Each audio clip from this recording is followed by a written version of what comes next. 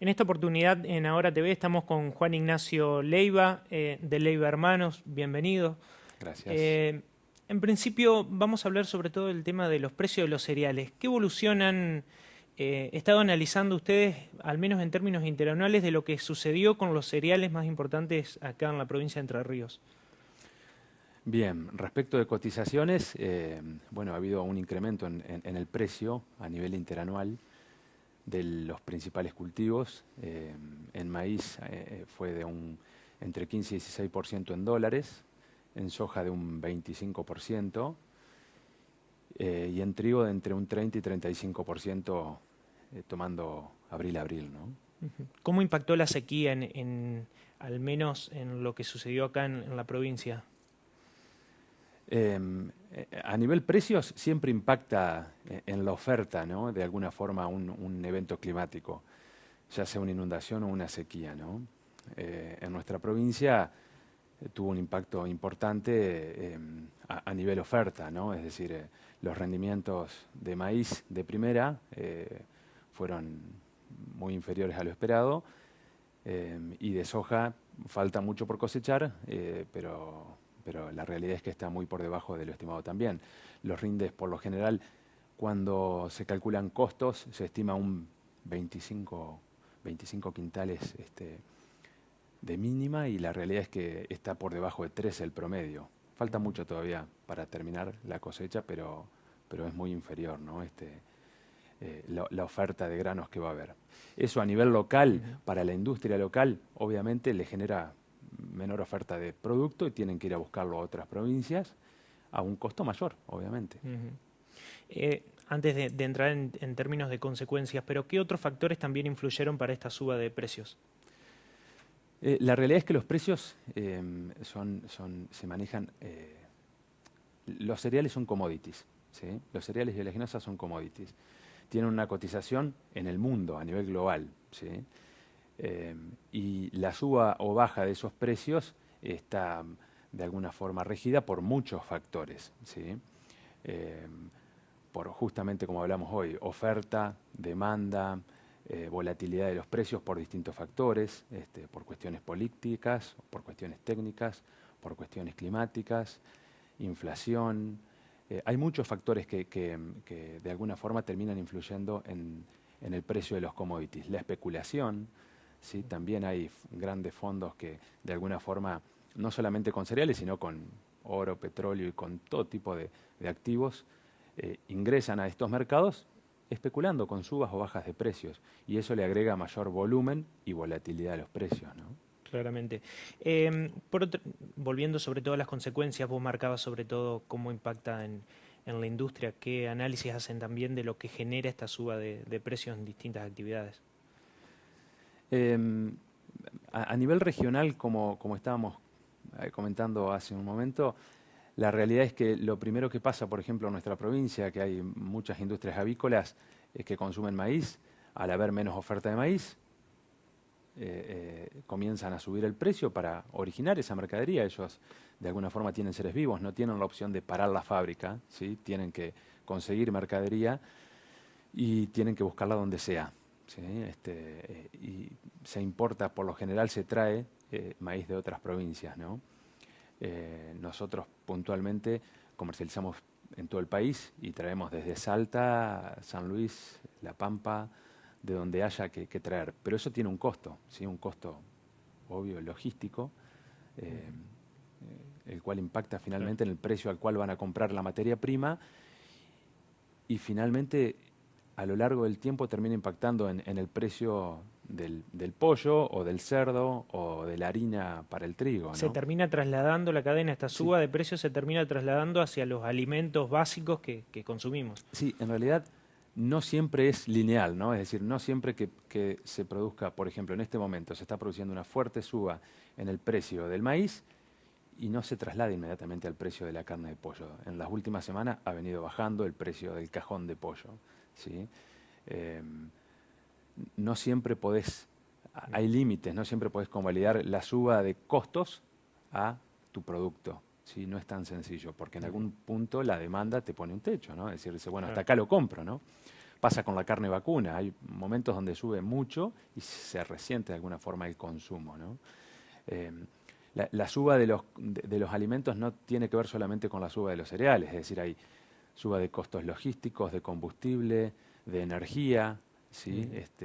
De el costo laboral, es decir, de impuestos. Todo eso termina impactando finalmente en el costo del producto y en el costo del alimento en góndola finalmente, ¿no? La sequía impactó y muy fuerte, sobre todo en los pequeños productores de la provincia, del país. Que hayan subido los precios de venta, ¿le permite tal vez contrarrestar un poco este resultado negativo? ¿Qué análisis hacen de esta situación? Sí, en la medida que de alguna forma el impacto en la provincia es muy homogéneo el rendimiento, ¿no? No todo el mundo tiene el mismo rendimiento y no es lo mismo el impacto que tuvo en el norte de la provincia al que tuvo en el sur, aunque impactó en toda la provincia en distintas, de alguna forma, no fue en la misma magnitud, ¿no?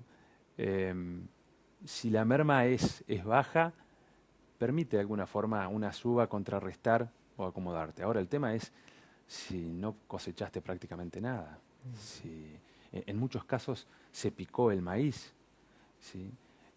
Porque no servía para nada, es decir, no simplemente puede servir como ración para los animales, ¿no? Pero se picó. Entonces, de alguna forma, no alcanza para contrarrestar una suba de precios, para contrarrestar semejante baja en los rindes, ¿sí? Cuando uno tiene una baja menor, probablemente lo pueda contrarrestar con suba de precios. Ahora, cuando la baja es tan grande en la producción, es muy difícil de contrarrestar, ¿no?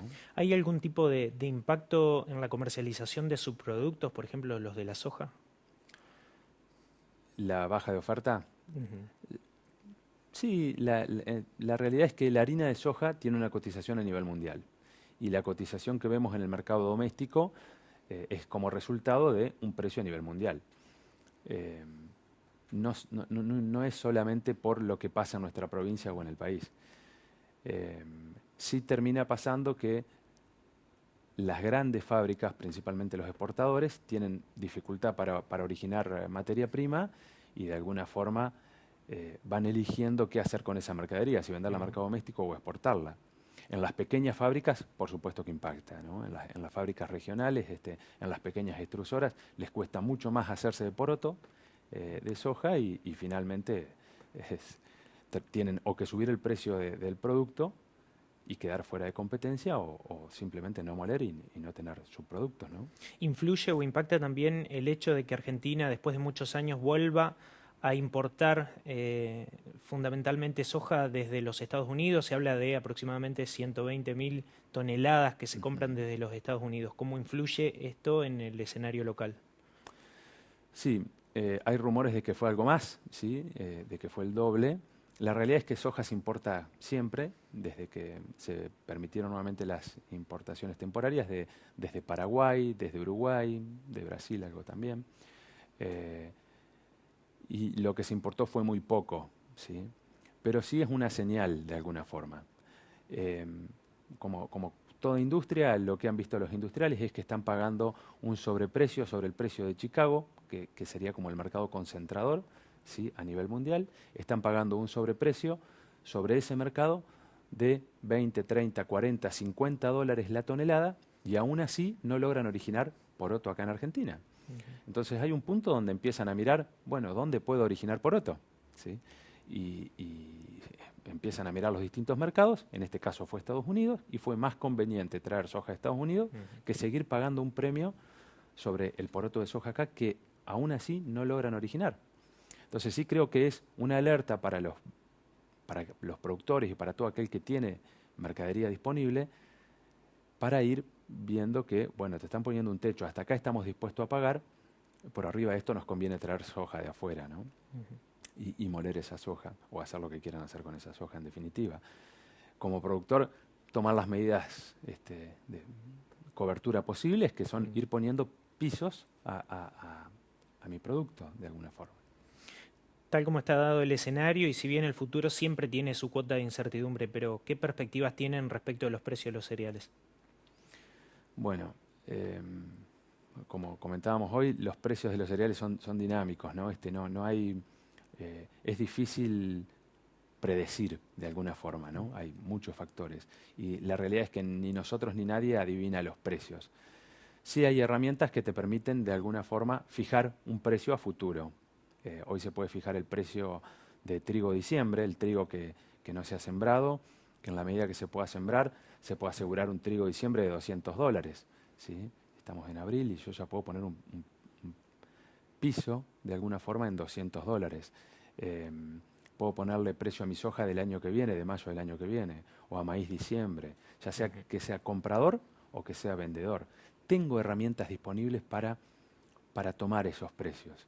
La realidad es que en este momento están en un canal alcista la mayoría de los cereales, algunos se mantienen en un canal lateral, es decir, con cotizaciones estables, pero no sabemos qué va a pasar el año que viene o con la nueva cosecha. Sí tenemos los instrumentos disponibles para asegurarnos un precio mínimo, ¿sí? Y no ir con toda la incertidumbre y con toda la producción, esperar a cosecharla para ver a qué precio lo vendo, ¿no? Yo siempre doy el ejemplo de una fábrica, ¿no? El productor y el industrial, por lo general, tiene sus costos de producción, sabe qué va a producir y una vez que termina de producirlo, se pone a ver a dónde lo vendo. ¿Sí? Es como que yo hiciera, no sé, ese teléfono. ¿Sí? Compro todos los materiales, sé cuáles son mis costos en la industria, cuánto tengo que pagar de sueldos, cuánto sale mi fábrica en definitiva, y una vez que termino el producto digo, bueno, a ver, ¿a cuánto lo vendemos? La verdad es que no, hay que tratar de que ellos no nos pasen en la medida de lo posible y saber desde el momento que estoy comprando los ingredientes a qué precio voy a poder venderlo, porque tal vez ni siquiera me convenga fabricarlo. fabricarlo.